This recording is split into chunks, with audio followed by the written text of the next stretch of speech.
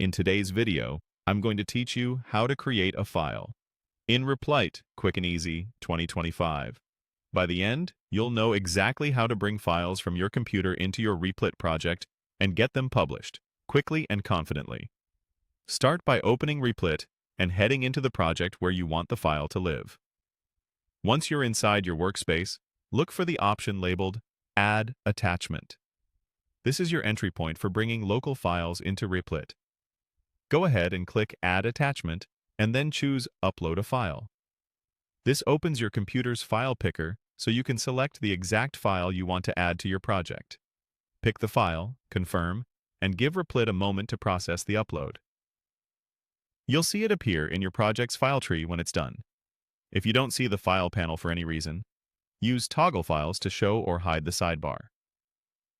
Toggling the Files panel can be helpful on smaller screens, or when your layout is customized, and it ensures you can confirm exactly where your uploaded file lands. There are a few different ways to access the same file options. You can click the Files icon, the Folder icon, or the three dots menu in the sidebar.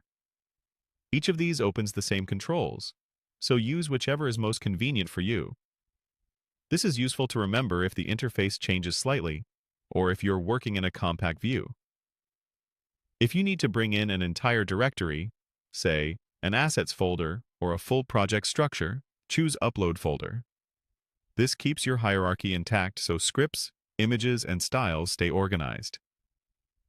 After selecting Upload Folder, you'll be prompted to pick the folder from your computer. Confirm your selection, and Replit will import everything while preserving the internal structure.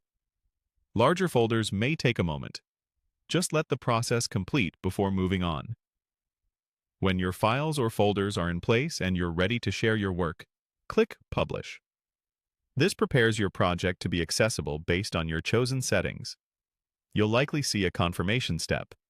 Click Publish again to finalize.